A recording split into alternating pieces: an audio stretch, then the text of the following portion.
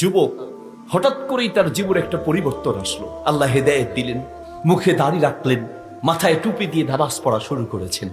কিন্তু এই ছেলেটার সাথে একটা মেয়ের একটা রিলেশন ছিল। বেয়াদবি মাফ করবেন, বোঝার জন্য বলছি।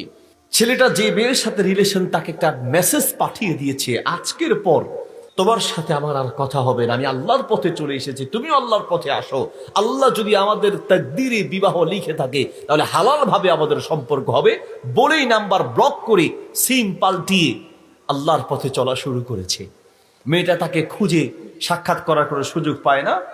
একদিন দেখছে এই যুবক অজু করছে একটা পুকুরে, মসজিদে নামাজ পড়তে যাবে, পুকুরে অজু করছে। পুকুরের ওই পারে মেয়েটার বাড়ি। মেয়েটা দেখেই দৌড়ে উঠে সিঁড়ির দিয়ে উঠে ছাদ থেকে যুবকটাকে ডাক দিয়ে বলছে, তুমি বুড়া বয়সের কাম জুয়ানকালে শুরু করছো কেন?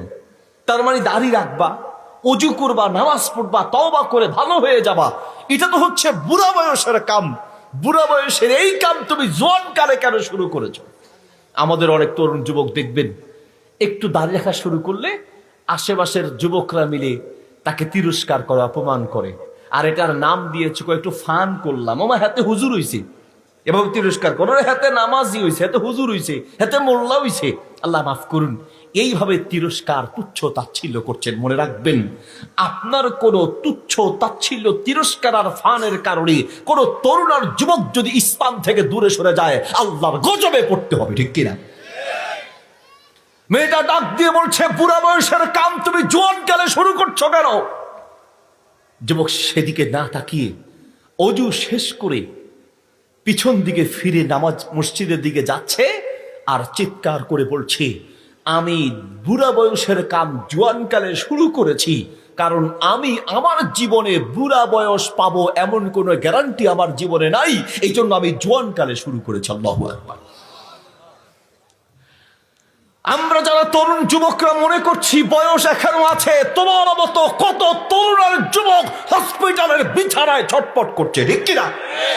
ঠিক যেই মুহূর্তে আমি কথা বলছি আর আপনি কথা শুনছেন, ঠিক এই মুহূর্তে পৃথিবীর কত তরুণ যুবক অ্যাক্সিডেন্ট করে হসপিটালের বিছানায় অপারেশন থিয়েটারে আছে। কত তরুণ যুবক অ্যাক্সিডেন্ট করে লাশ রাস্তার পাশে পড়ে আছে। মৃত্যুর কোনো নির্ধারিত সময় নেই।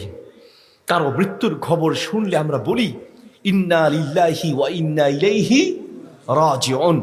মানে কি? ইন্না নিশ্চয়ই আমরা, লিল্লাহি আল্লাহর জন্য, ওয়া ইন্না ইলাইহি আর নিশ্চয়ই আমরা আল্লাহর কাছে রাজিউন, ফিরে যাব।